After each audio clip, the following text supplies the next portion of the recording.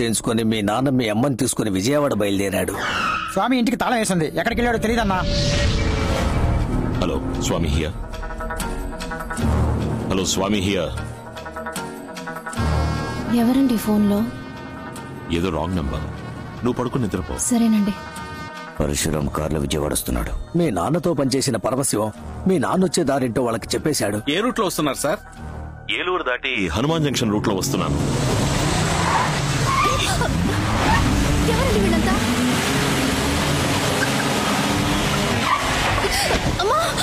మీ నాన్న ఎంతో దూరం పోరాడాడు.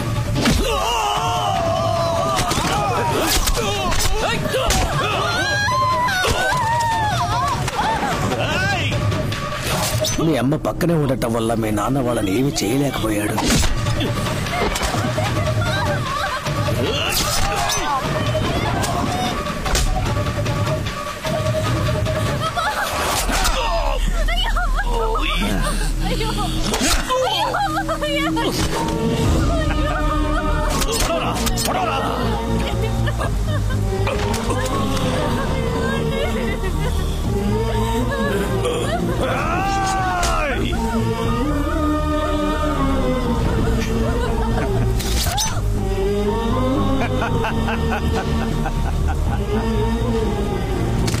మీ అమ్మ చనిపోయిన తర్వాత కూడా నువ్వు ఆవిడ కడుపులో ప్రాణాలతోనే ఉన్నావు.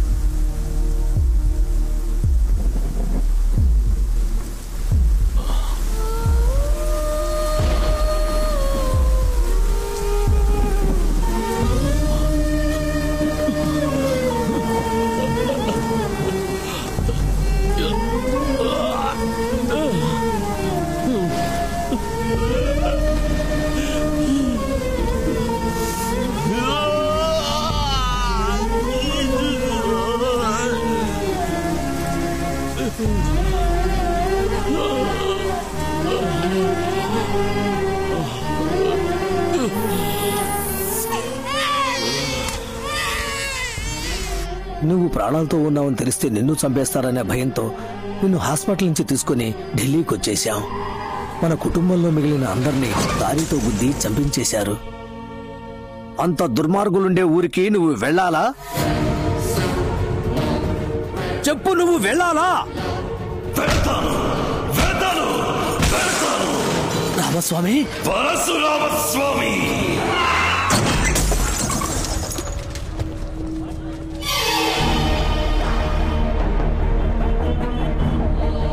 నువ్వు కాకి షర్టు వేసుకున్నా పర్వాలేదు, కానీ ఆ విజయవాడకి పోస్టింగ్ ఇచ్చారు చూడు, అదే విధి. ఆ కనకదుర్గమ్మే నిన్ను పిలుస్తున్నట్టుంది. రామాయణంలో 14 ఏళ్లు వనవాసం, మహాభారతంలో 13 ఏళ్లు వనవాసం, 1 ఏడు అజ్ఞాతవాసం, అన్ని మొత్తంగా కలిసి 28 ఏళ్లు ఊరు వదిలిపెట్టి వచ్చేసి అజ్ఞాతవాసం చేశాం. రామస్వామి అనేది నీ పేరు, పరశురామస్వామి అనేది నీ ఆనవాలు. ఏ కారణంతోనూ ఆ ఆనవాలు వదిలిపెట్టకు. మీ నాన్నది ఏ కులమో నాకు తెలియదు, అందుకే నిన్ను మా కులంలో పెంచాను. ఇక మీదట ఈ ఆనవాలు నీకు అవసరం లేదు. చెప్పు రావణ. అమ్మా, ఇక్కడేదో తప్పు జరుగుతుంది. నా కార్ని నా లారీ గుద్దటమేంటి?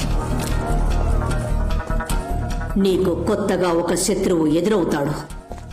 అపాయం నీ తలదాకా వస్తుంది, కానీ తలపాగతో పోతుంది.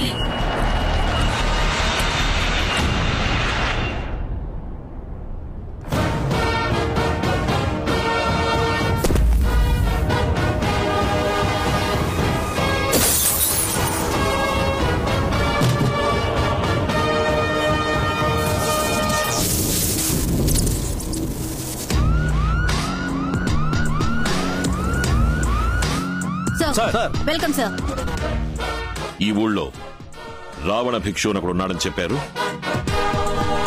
తరచు తప్పులు చేస్తూ ఇంకా అరెస్ట్ కాకుండా ఉన్న వాడి గ్యాంగ్ లో ముఖ్యమైన వాడెవడు? టౌన్ పాండు అని ఒకడున్నాడు సార్. వాడిని అరెస్ట్ చేయబోతున్నాం. Okay sir.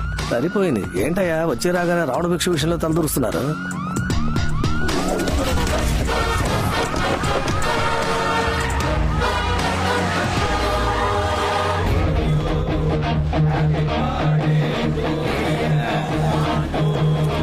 రండి సార్ బర్త్డేకి వచ్చారా? చాలా సంతోషం. ఎవడ్రా ఏసీ? ఎంత ధైర్యం ఉంటే మంటలు పెట్టుకుంటా. ఎవరా పోలీసుల డబ్బా? 480 కోట్లు కొట్టేశాడే, వాడి ఫోటో దొరికింది. ఏ బేజీ? ఫోటో వచ్చింది మావయ్య.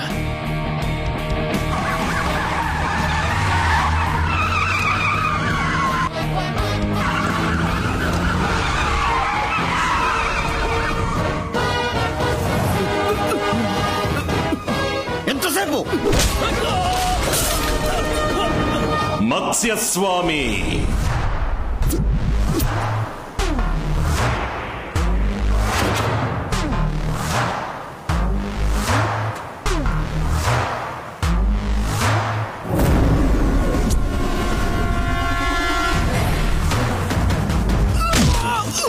కూర్మస్వామి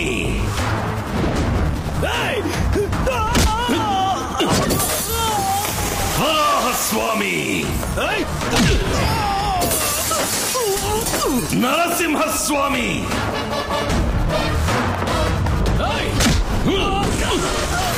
వామనస్వామి పరశురామస్వామి కొడుకు రామస్వామి. 28 ఏళ్ల తర్వాత ఇలా ఒకడు వస్తాడని నువ్వు ఎక్స్పెక్ట్ చేయలేదు కదూ? నీ అబ్బ తప్పు చేశాడు, అందుకే మా నాన్న వాడిని చంపాడు. నువ్వెందుకు మా నాన్నని చంపారు? నా తల్లేం తప్పు చేసింది, తన కడుపులో ఉన్న బిడ్డేం పాపం చేసింది? ఏంట్రా ఇప్పుడు ప్రతీకారమా? మూసేసిన కేసుని ఓపెన్ చేసి నిన్ను, నీ అన్నయ్యని బట్టలు తీసి అండర్వేర్ తో తీసుకుపోయి రాజమండ్రి సెంట్రల్ జైల్లో పప్పులాగా రుబ్బలేదో?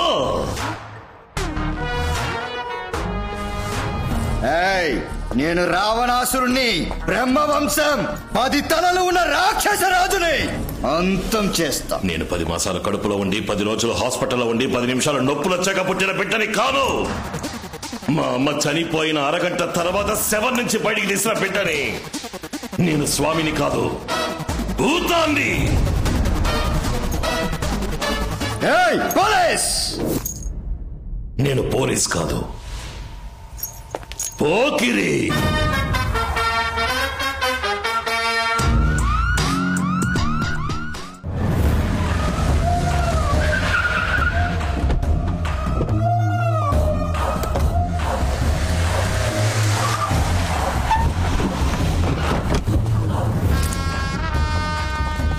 రావణ, తుపాకీతో బయలుదేరేవేంటి? మనం సైగ చేస్తే చంపేయడానికి 1000 మంది ఉన్నారు.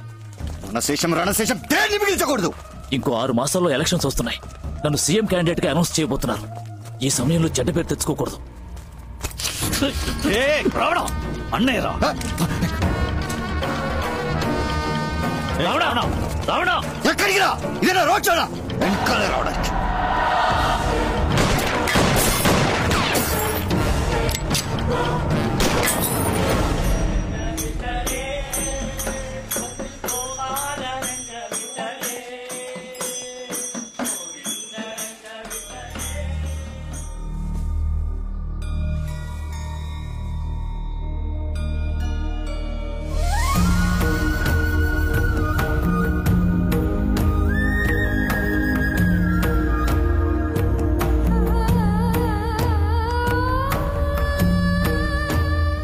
ఎవరది?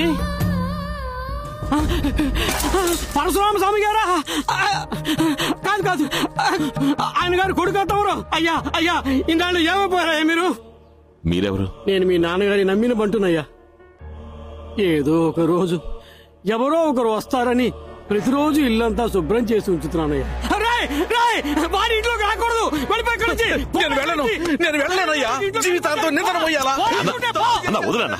వీడనయ్యా మా అయ్యగారిని పట్టించిన ద్రోహి. లేదు, నేను కాదు. నేను బాబుతో మాట్లాడేది. వెళ్ళను. ఏం మాట్లాడాలి? బాబు, నేను చెప్పేది దయచేసి వినండి. ఆ రోజు ఏం జరిగిందో తెలుసా?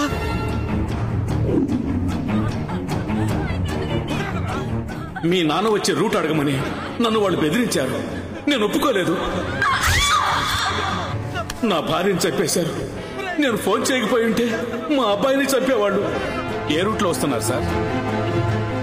సార్ సౌండ్ సరిగా వినపట్టం లేదు సార్. నాకు క్లియర్ గా ఉంది. సౌండ్ వినపట్టం లేదు సార్. సౌండ్ అన్నది మా కోడ్ వాడు.